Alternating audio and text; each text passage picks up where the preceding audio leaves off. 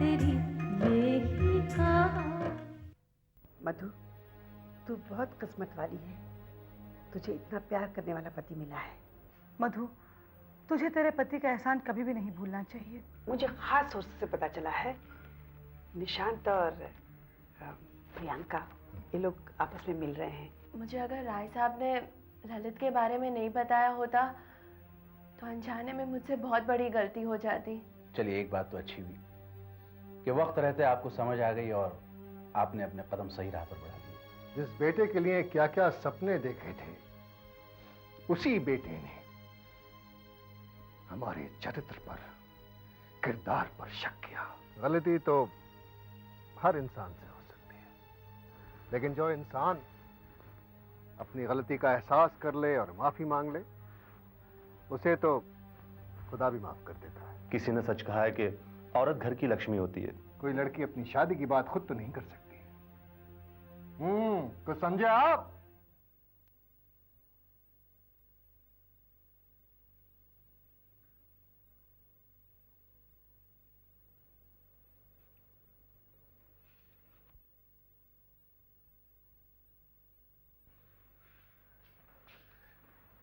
कविता?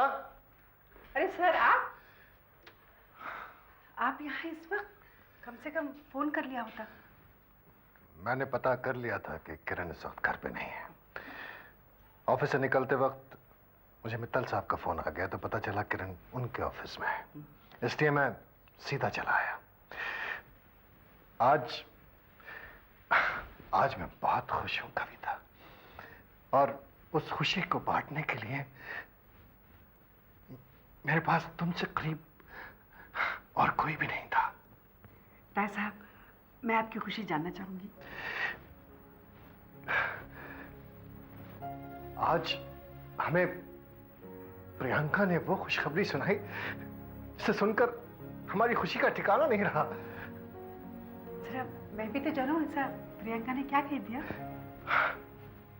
वो ख्वाब जो हमने देखा था वो अब हकीकत की शक्ल इख्तियार करने वाला है। मेरी सुनसान जिंदगी में रौनक आने वाली है कविता। गुड़िया जैसी प्रियंका बहू बनकर मेरे घर को रोशन करने वाली है। सच? हाँ, निशान शादी के लिए तैयार हो गया। बच्चों ने अपनी रजामंदी दे दी? हाँ कविता। अरे पता चला कि वो दोनों छुप छुप कर एक दूसरे से मिलते थे और प्यार कर बैठे। अब दोनों शादी के लिए बेकरार हैं।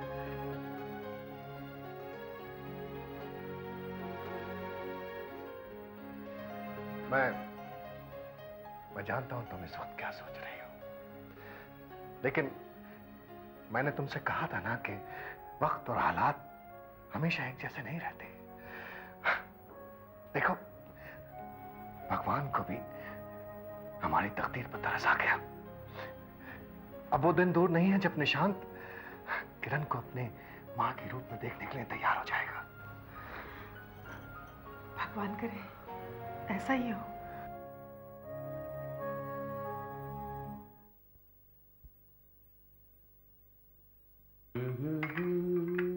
निशांत, चल। ओह, थैंक्स। कल राय साहब मेरे घर आए थे। अच्छा। बहुत दिनों के बाद मैंने उनके चेहरे पर खुशी की झलक देखी है। कविता जी, मेरी नादानी की वजह से उनकी खुशियां छिन गई थी। काश अगर मैं उनके लिए कुछ कर सकता जिससे उनके चेहरे पर यह खुशी हमेशा बरकरार रहे। उनकी सारी खुशियां तुम्ही से तो हैं। जब उन्हें ये पता चला तुम और प्रियंका शादी करने वाले हैं तो वो खुशी जाहिर करने के लिए मेरे पास चले आए। लेकिन ये बात उन्हें कैसे पता चलेगी? इश्क और मुश्क छुपाए नहीं छुपते, उसकी महक सारी फिजा में फैल जाती है। अरे ये बात मैंने शर्माने के लिए थोड़ी कहा है। वाकई में इस न्यूज़ से मैं भी बहुत खुश हूँ। कविता जी, ये सच है कि हम दोनों एक दूसरे को पसंद करते हैं, एक दूसरे को चाहते हैं और शादी के लिए भी रजामंद हैं। लेकिन ये बात मैं डैड से खुद तो नहीं कर सकता ना। जो बात तुम नहीं कह पाए वो बात प्रियंका ने खुद राय साहब से कहा है। प्रियंका ने? राय साहब को इस बात का मुद्दत से इंतजार था जब तुम्हारे सर पर सहरा होगा प्रियंका उस घर में दुल्हन बनकर आएगी। निशांत, तुम नहीं जानते, इंसान जब अपनी जिंदगी में खुशियों से महरूम हो जाता है तो वो खुशियां वो अपने बच्चों में ढूंढता है। शायद तुम्हारे इस कदम से राय साहब की खुशियां लौटाए। मैं जानता हूँ कविता जी, और मुझे इस बात का भी एहसास है कि मेरे एक गलत कदम ने डैड की खुशगवार जिंदगी को गमों के अंधेरों में ढकेल दिया था। मैं उस गलती को तो सुधार नहीं सकता, लेकिन उन्हें खुशी देने के लिए अगर मुझे कोई कदम उठाना पड़े तो मैं जरूर उठाऊंगा। It's like good boy. चलो मैं तुम्हारा मुंह मिठा करवाती हूँ, मैं तो भूल ही गई। Oh, I love you dad.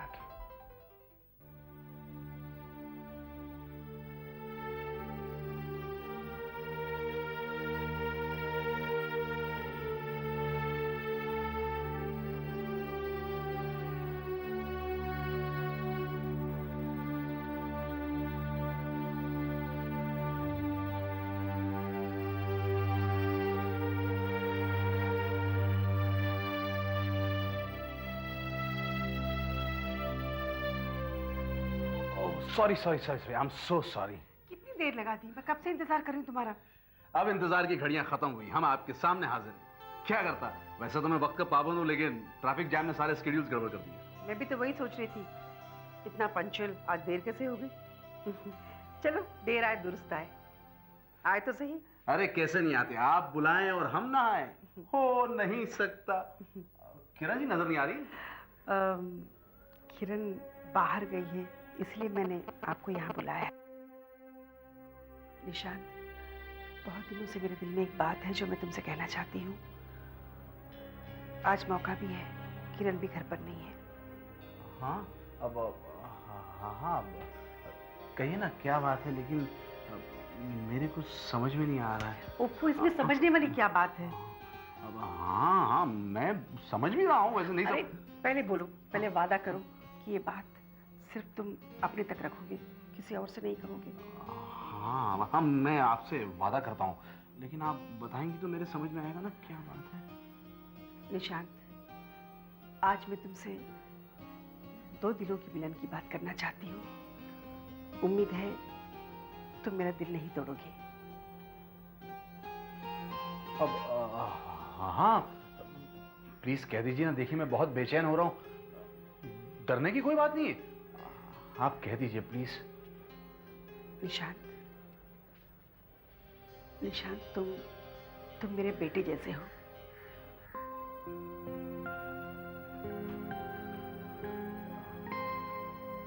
इसलिए मैं चाहती हूँ कि मैं सब कुछ तुम्हें बताऊं। राय साहब और किरण कॉलेज के जमाने से एक दूसरे से प्यार करते हैं। तकदीर इनके प्यार को मिला नहीं पाई, लेकिन मैं चाहती हूँ तुम्हारी शादी के बाद तुम इन दोनों को मिला दो। सारा क्रेडिट तुम्हें मिलेगा। आप कितनी अच्छी हैं,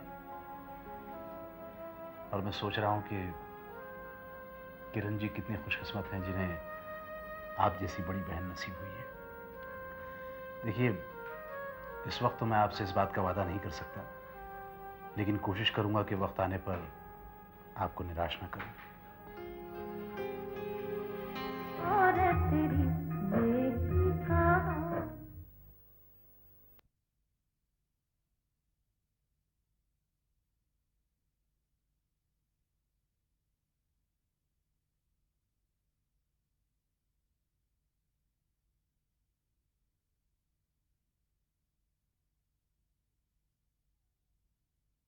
और तेरी देखा।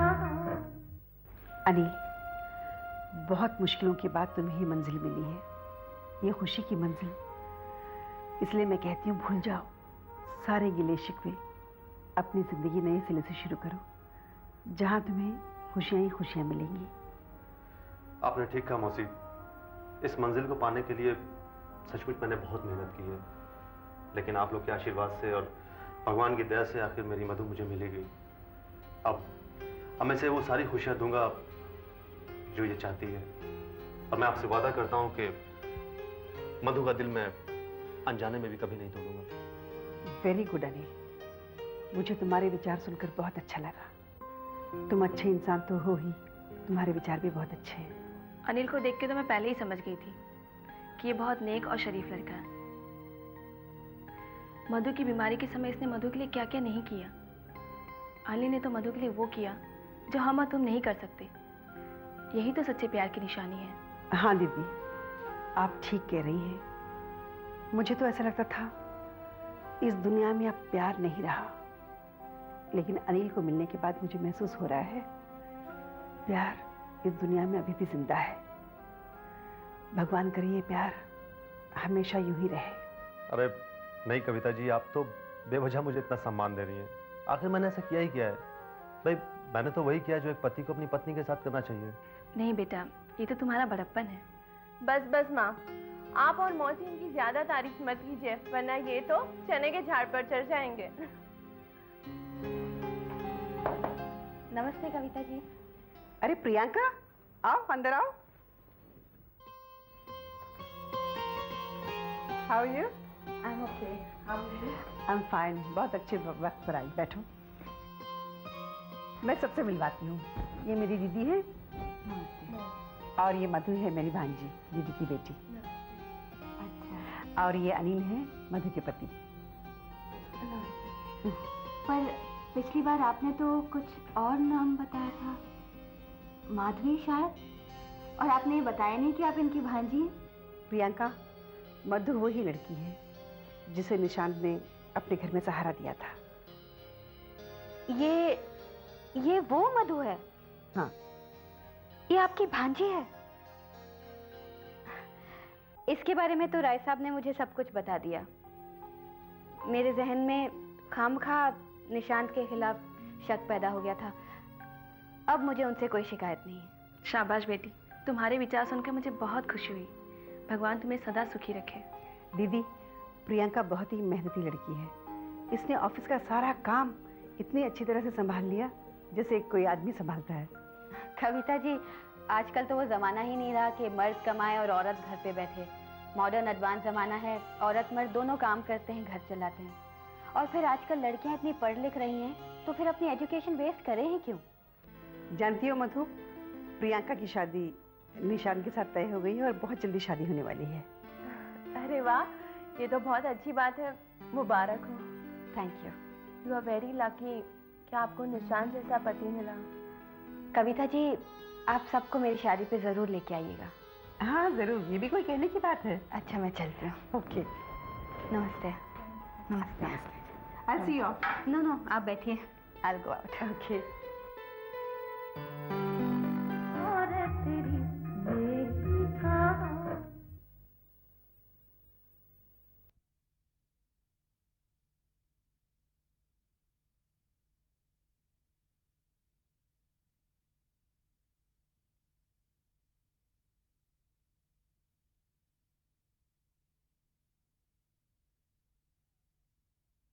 और तेरी बेखा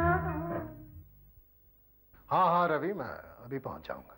हाँ, क्लब होता हुआ आऊंगा। रीजेंट ना, या I'll be there at 8 o'clock.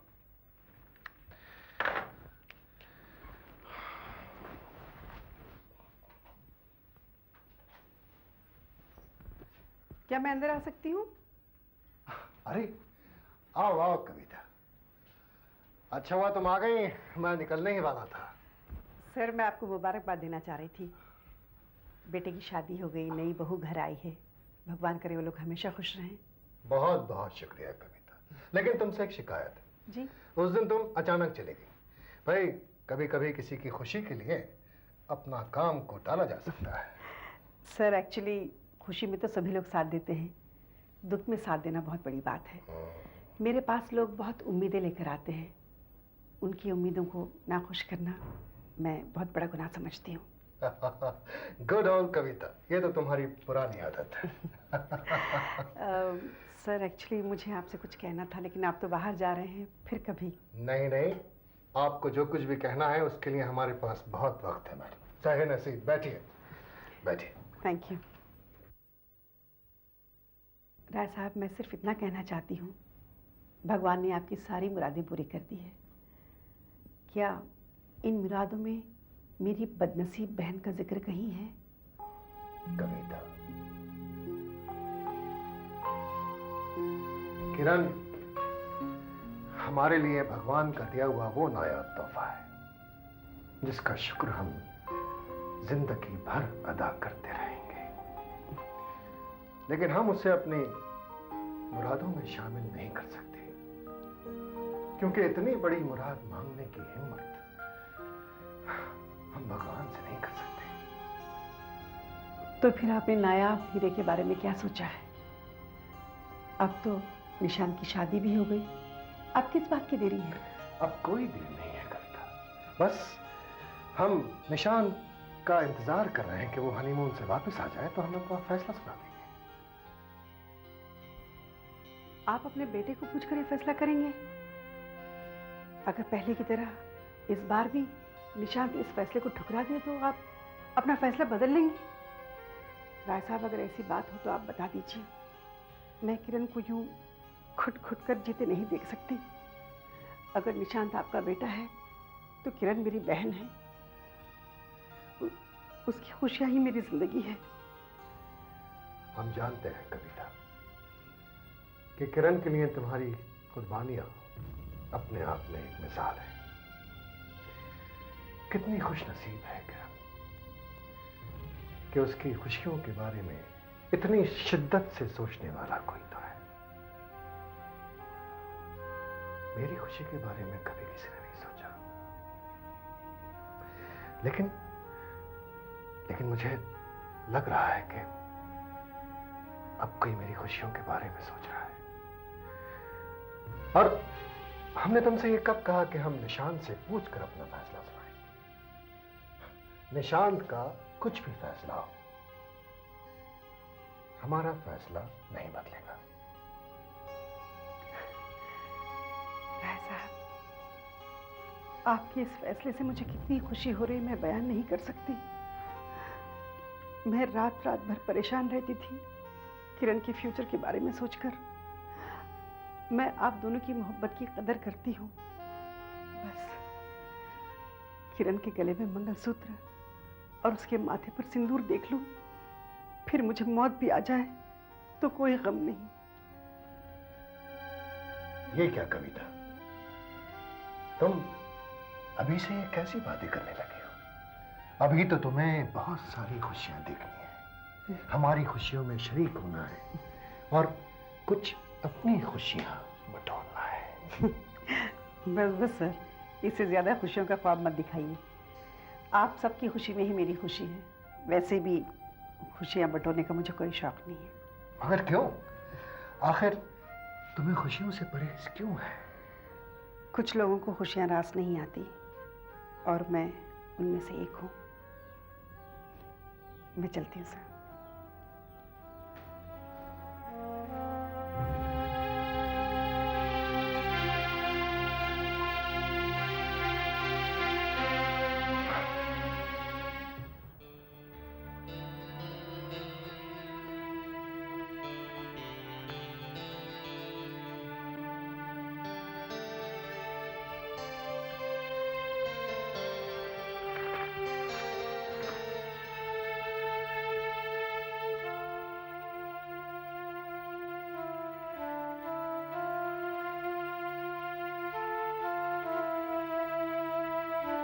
Nishant, it's high time now.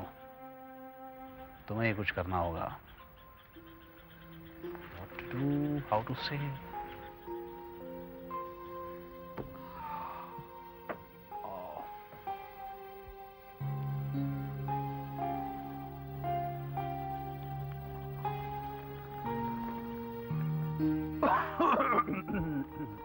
अरे आओ निशांत, चाय पियोगे? नहीं यार, थैंक्स।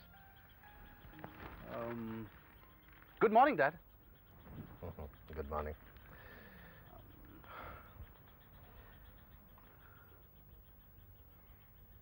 बैठ जाओ। हाँ? अरे हाँ, मैं खड़ा क्यों? डैड, मैं ये कह रहा था कि हाँ, मैं क्या कह रहा था, ये कि इट्स अ ग्रेट मॉर्निंग। हवा की ताजगी को देखिए। लेकिन गर्मियां शुरू हो रही हैं। हाँ डैड, मैं ये कहना चाहता था कि वो यू आर लुकिंग फैबुलस, बहुत फ्रेश लग रहे हैं, बहुत अच्छे लग रहे हैं डैड आप। Thank you. हाँ नहा के आ रहा हूँ ना। हाँ अब निशांत जी डैड। बुजुर्गों ने कहा है कि अगर दिल में कोई बात हो तो उसे कह देना चाहिए, उससे दिल हल्का हो जाता है। इसीलिए मैं आपके सामने अपनी ख्वाहिश बयान करने की हिम्मत नहीं कर पा रहा हूं डैड। कहीं आप मुझे नाशुक्रा ना समझें कि इतना सब कुछ देने के बावजूद मैं एक कमी सी महसूस कर रहा हूं, और इसीलिए आपके सामने ये इल्तिजा कर रहा हूं। डैड प्लीज, मेरी गुजारिश है कि मेरी इस इल्तिजा को पूरी कर दें। इसके बाद मैं आपसे कभी कुछ नहीं मांगूंगा। निशांत, तुम्हें मुझसे कुछ भी मांगने की जरूरत नहीं है, क्योंकि जो कुछ भी मेरा है वो सब तुम्हारा है। बस हाथ बढ़ाओ, ले लो। लेकिन आज जो मैं आपसे मांगना चाहता हूं उसे हाथ बढ़ाकर हासिल करना मेरे बस में नहीं है डैड। अच्छा, ऐसी कौन सी बात है जो बिना मेरे सहारे के तुम तक नहीं पहुंच सकती?